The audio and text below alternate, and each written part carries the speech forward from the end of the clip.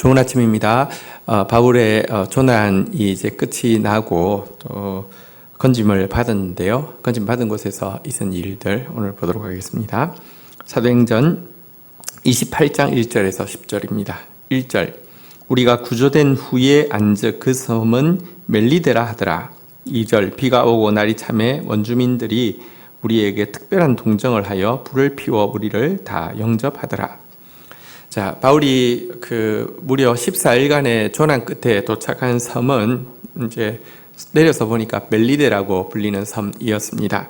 이곳은 오늘날로 치면 이탈리아 구두처럼 생긴 반도 끝에 시칠리아라는 섬이 있지 않습니까? 그 섬으로부터 또 남쪽으로 좀 떨어진 곳에 있는 몰타라는 섬으로 여겨집니다. 이곳 원주민들은 이 막 폭풍이 일고 또 추운 계절에 난파한 이들을 특별히 동정하는 마음으로 불을 피워서 다 영접을 해주게 되었습니다. 자, 그런데요, 3절 한번 보겠습니다. 바울이 나무 한 묶음을 거두어 불에 넣으니 뜨거움으로 말미암아 독사가 나와 그 손을 물고 있는지라. 4절 원주민들이 이 짐승이 그 손에 매달려 있는 것을 보고 서로 말하되 진실로 이 사람은 살인한 자로다. 바다에서 구조를 받았으나 공의가 그를 살지 못하게 함이로다 하더니. 자, 원주민들이 이제 불을 피워줬지만 여러분들도 아시겠지만 모닥불이라는 것이 이제 장작이 자꾸 넣어야지만 계속 타오르지 않습니까? 바울은 몸에 배어 있는 근면함 때문에 마른 나무를 또 불에 넣는 일을 누가 시키지도 않았지만 하게 되었는데요. 나뭇가지 한 묶음을 이제 넣었는데 그 속에 독사가 들어있다가 이렇게 불로 인해서 뜨거우니까 나와서 바울의 손을 꽉 물게 된 것입니다. 물고 떨어지지 않는 이 모습을 보고는 원주민들이 생각했습니다. 바다에서 구사일생으로 살아난 사람이 육지에 지금 와서 불 피우다가 독사에 물려 죽는다는 것은 이것은 신이 지금 형벌을 내린 것이 아니면 이런 일이 있을 수 없다라고 생각하면서 저 사람은 반드시 큰 죄를 지은 살인자일 것이다 라고 단정을 하게 되었습니다. 그럴 수 있지 않습니까? 그런데요, 자, 이어서 한번 내용을 보도록 하겠습니다. 5절 바울이 그 짐승을 불에 떨어버리매 조금도 상함이 없더라. 6절 그가 붙든지 혹은 갑자기 쓰러져 죽을 줄로 기다렸다가 오래 기다려도 그에게 아무 이상이 없음을 보고 돌이켜 생각하여 말하되 그를 신이라 하더라. 자, 그런데 바울이 이렇게 막 대롱대롱 매달려서 독사가 계속 이렇게 독을 주입하고 있는 그 모습 보고는 그냥 떨어가지고 이 불 쪽으로 이렇게 떨어서 이렇게 떨어뜨려 버렸습니다. 그런데 이 독사독이라는 게 이제 들어가면은 여러분 이게 이제 막 몸이 막 붓고 그다음에 어느 순간이 되면 갑자기 즉사를 하는 것 아닙니까? 그래서 원주민들은 그가 언제 죽는지 기다렸습니다. 근데 한참 기다려도 붓기도 없고요, 아무렇지도 않은 것입니다. 그러자 그들이 생각했습니다. 조금 전까지는 저는 살인자가 틀림없다고 단정하다가 지금은 저는 신이 틀림없다라고 단정하면서 이야기를 하고 있습니다. 여기서 우리가 한 가지 좀 생각합시다. 여러분들 원주민들 생각에는 독사가 매달렸을 때 좀 분명히 신의 형벌을 피할 수 없는 죄인이야라고 생각했는데 그들로서는 그렇게밖에 생각할 수 없었을 것입니다. 또 반대로 여러분 무서운 맹독의 독사가 막 대롱대롱 매달려서 독을 주입했는데도 아무런 상처가 없다고 하며 전 사람이 아니고 신이야 라고 생각하는 거, 그들로서는 그렇게 생각할 수밖에 없었을 것입니다. 그러나 바울은 죄수도 아니었고 죄인도 아니었고 바울은 이 신도 아닙니다. 이것은 인간의 판단이 얼마나 온전하지 못한지에 대한 단적인 예를 보여줍니다. 살인자라고 생각했다가 신이라고 생각했다가 둘 다 아니었지 않습니까? 여러분, 그래서 우리가 신자는요, 우리가 인간적인 눈과 이성과 마음으로 판단한 것이 얼마나 온전하지 못한가를 항상 생각하고요. 내 판단을 가지고 다른 사람을 너무 쉽게 판단하는 오류에 빠지지 않도록 항상 조심해야 합니다. 성숙해 가면 성숙해 갈수록 성경의 말씀 하나하나가 받아들여지게 되는데요. 고린도전서 4장 5절에 보면 그러므로 때가 이르기 전 곧 주께서 오시기 전까지 아무것도 판단하지 말라. 그가 어둠에 감추인 것들을 드러내고 마음의 뜻을 나타내시리니 그때에 각 사람에게 하나님으로부터 칭찬이 있으리라.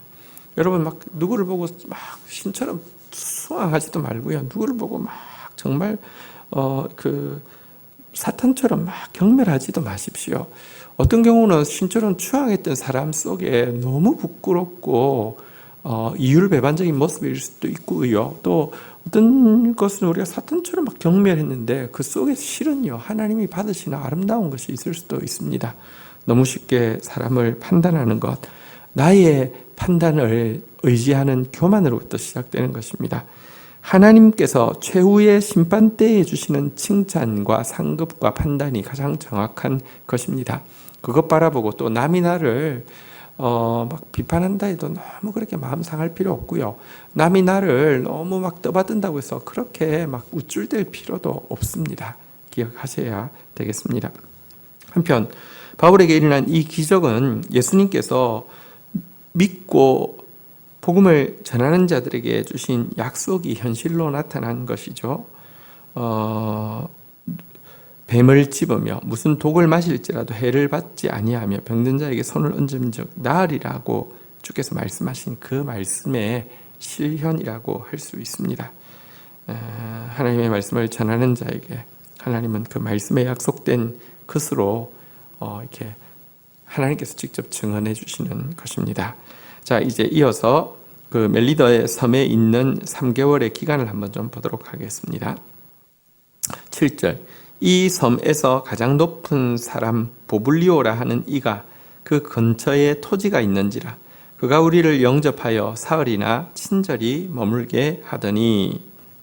자, 그런데 이제 이 섬의 통치자는 보블리오라는 사람이었습니다.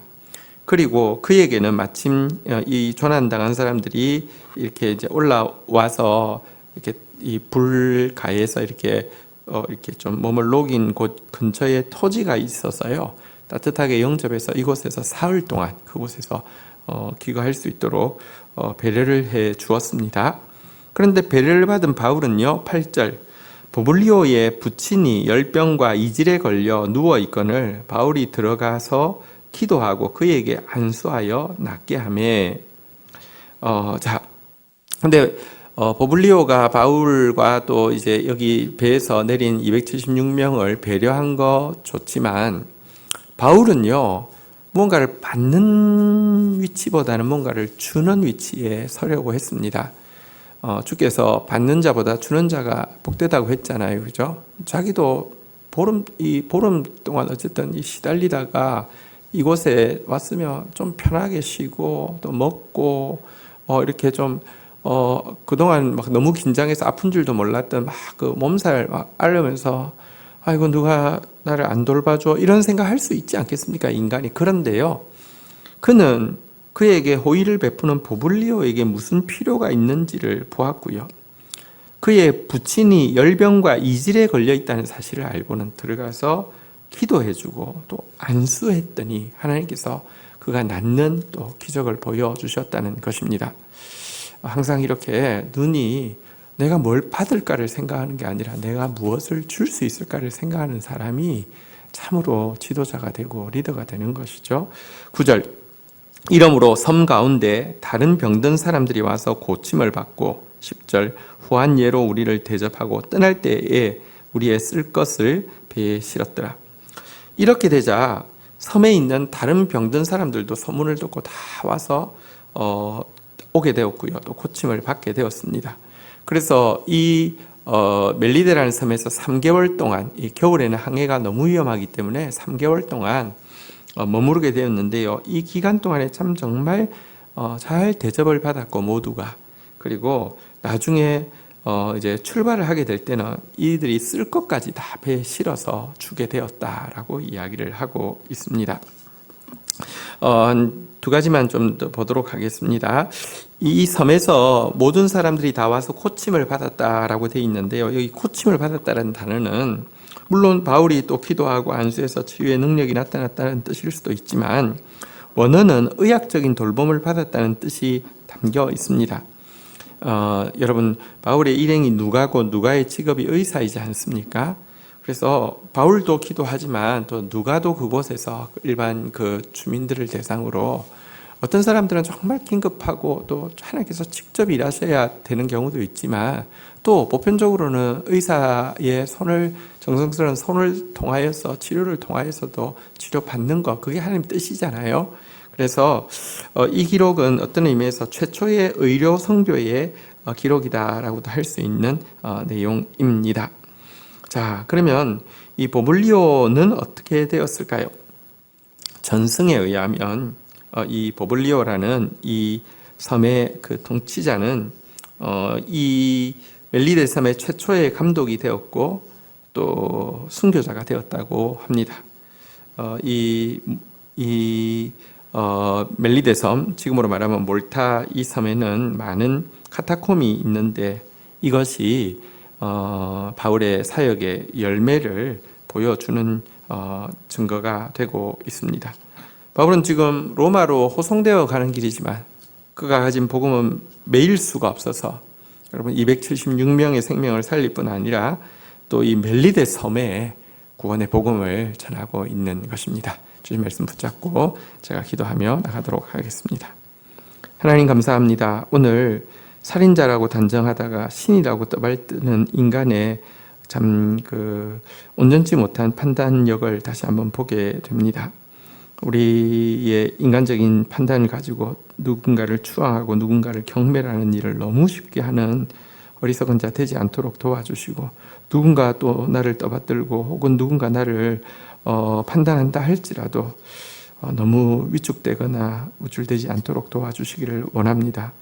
결국은 감추인 모든 것을 드러내시고 판단하시고 심판하시고 상급 주실 하나님 앞에 있사오니 하나님 앞에서 자신을 살피고 세우는 자로 설 수 있도록 주여 인도하여 주시옵소서.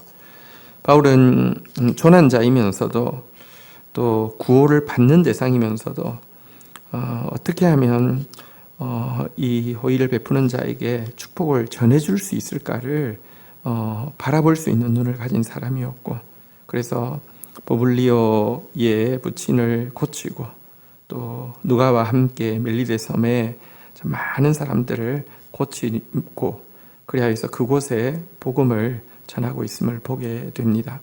어디서든지 참 복음의 사람으로 살아내며 복음의 영향력을 끼치는 바울의 모습이 우리의 모습 되어질 수 있도록 오늘 하루의 삶이 되어질 수 있도록 인도하여 주옵소서. 예수 그리스도의 이름으로 기도 올립니다. 아멘.